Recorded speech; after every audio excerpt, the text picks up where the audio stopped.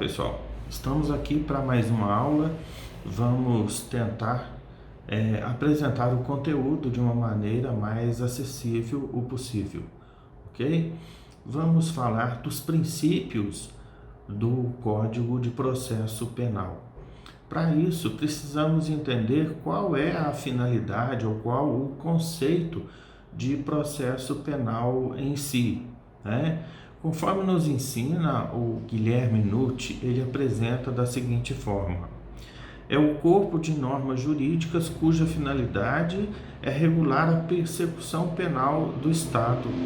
Ou seja, a finalidade do Código de Processo Penal é simplesmente fazer valer o que consta no Código Penal para a aplicação das penas devidas em relação a todo e qualquer violador ou infrator ou aquele que comete um crime desde que devidamente comprovado, né?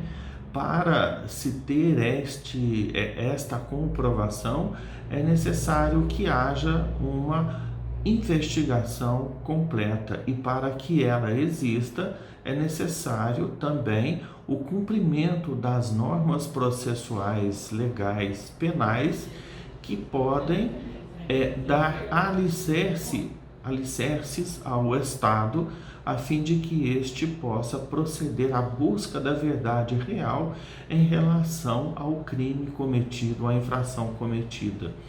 Como se trata de processo penal e tem como alicerce vinculador do cumprimento da persecução penal do Estado, busca-se fazer com que haja uma identificação da autoria e da materialidade do crime.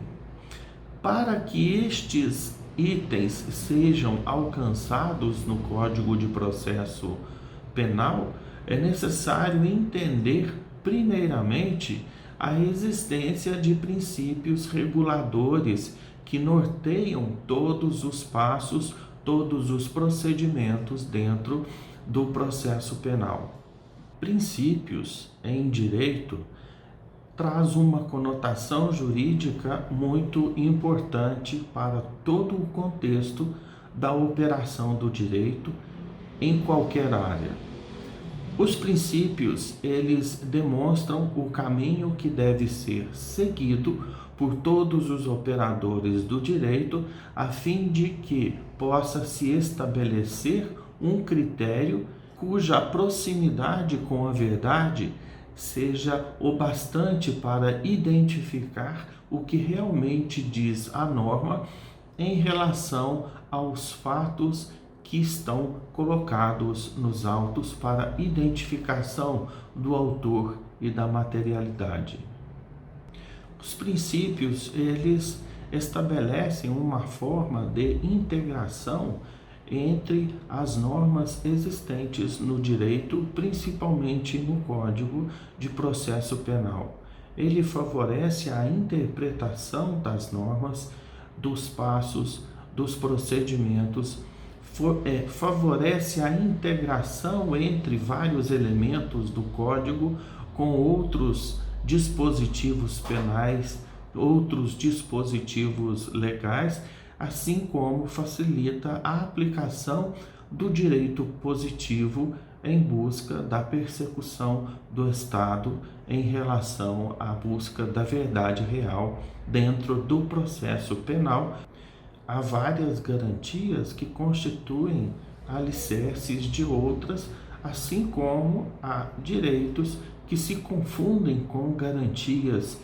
Por isso, a interpretação dos princípios é necessária para fazer com que o operador do direito seja o mais preciso o possível no entendimento dos dispositivos legais e dos princípios que fazem parte da essência que ali está estabelecida quando o legislador fez a sua ideia do fato para constituir e criar o dispositivo legal aplicável à espécie.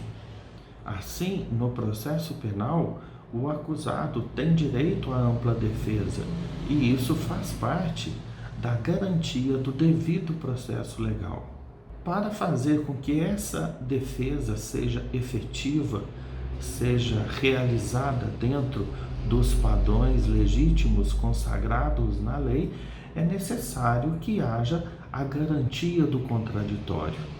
Então, nós vemos que há um direito e uma garantia, o direito à ampla defesa, a garantia do devido processo legal. Nós sabemos que todo acusado tem direito à ampla defesa, e isso é uma garantia do devido processo legal. Entretanto, para que essa defesa seja efetiva, ela necessita da garantia do contraditório. E essa garantia do contraditório nada mais é do que um direito da parte dentro da relação processual estabelecida no Código de Processo Penal. Nós temos todas as partes envolvidas no processo, cada parte desta relação processual possui suas garantias, seus direitos e todos eles guiados por algum ou vários princípios. Assim, não podemos deixar de falar em direito à ampla defesa sem falar da garantia do contraditório, da garantia do devido processo legal. Vejam que há uma união estabelecida, uma interdependência estabelecida entre direito e garantia, e ambos seguem rotas estabelecidas pelos princípios. Se nós nos acostumarmos, como operadores do direito, a estudar os princípios, em qualquer área que seja, mas dentro do Código de Processo Penal, por exemplo, na esfera penal, nós vamos perceber que há um sistema lógico, um sistema harmônico que favorece a interpretação do direito, assim como a integração entre as demais áreas com determinados princípios. E isso facilita o entendimento do que vem a ser determinado princípio, a fim de que é possível se estabelecer uma conexão dele com outras áreas, direcionando e orientando o operador do direito na melhor análise, na melhor interpretação, na melhor exegese possível das estruturas doutrinárias, legais, jurisprudenciais que estão à disposição de todos nós operadores do direito. O conjunto dos princípios constitucionais em defesa dos direitos humanos e dos direitos humanos fundamentais, eles estão presentes em todas as normas derivadas da Constituição Federal. Portanto, é importante nós analisarmos dois aspectos dos princípios. O primeiro deles é a integração dos princípios constitucionais penais com os princípios estabelecidos no Código de Processo Penal. Em segundo lugar, eles coordenam uma sistemática de princípios que garantem a defesa dos direitos humanos fundamentais e o da dignidade da pessoa humana. O direito penal, o direito processual penal, traz esses dois princípios muito claros, estabelecidos numa linha de construção de todos os atos processuais, que é a garantia da pessoa humana, a garantia da dignidade da pessoa humana, a garantia fundamental do ser humano estabelecido na Constituição Federal, com o objetivo de preservar a integridade física e moral de todo e qualquer indivíduo que seja submetido ao devido processo legal. Não podemos deixar de lembrar que o Código de Processo Penal ele é derivado do direito penal. Ele é uma amálgama do direito penal, cuja finalidade é fazer com que sejam aplicadas as normas sancionadas no Código Penal. Isto faz com que seja atendido o princípio da persecução penal do Estado.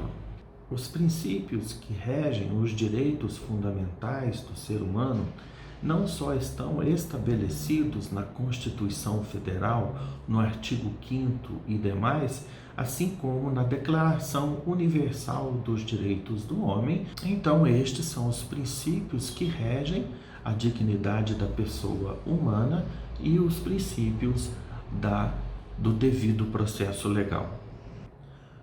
Os princípios constitucionais explícitos no Código de Processo Penal dizem respeito ao indivíduo, à relação processual e à atuação do Estado. São dentro destes três aspectos que são traçados os princípios. Depois nós temos os princípios constitucionais do processo penal, que trata de dois aspectos, que é a relação processual e a atuação do Estado.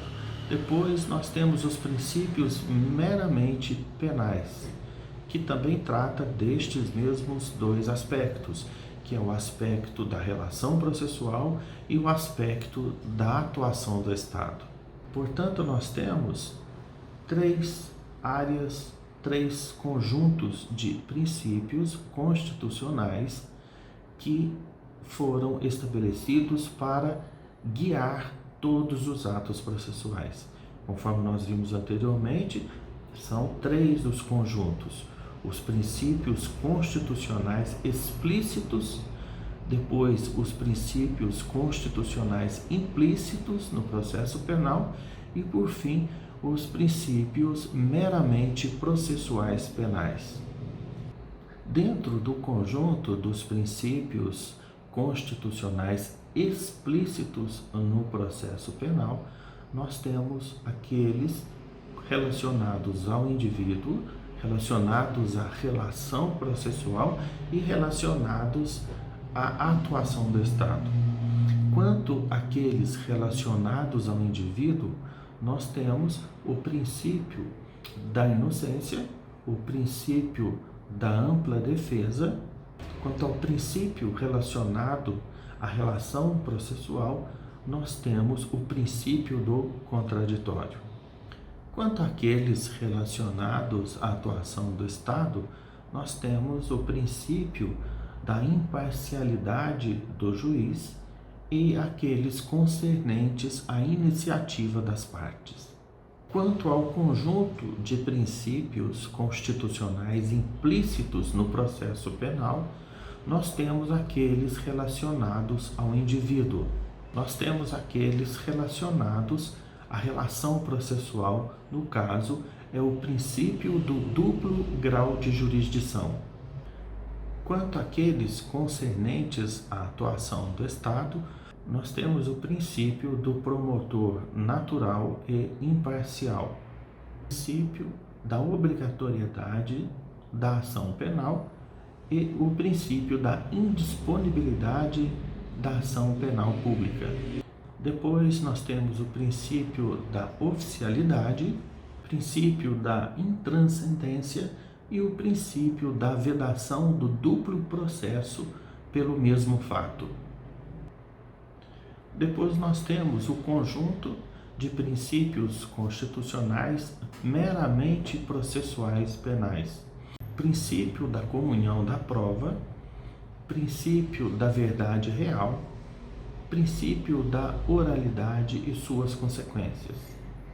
E no mesmo item, aqueles concernentes ao Estado, a atuação do Estado, são três: o princípio do impulso oficial, o princípio da persuasão racional do magistrado e o princípio da colegialidade. Por enquanto, nós vamos nos ater a estes princípios, a esta relação de princípios. Depois nós vamos eleger aqueles que são mais importantes para nós podermos comentar cada um deles. Muito obrigado, desculpe qualquer equívoco e até a próxima aula.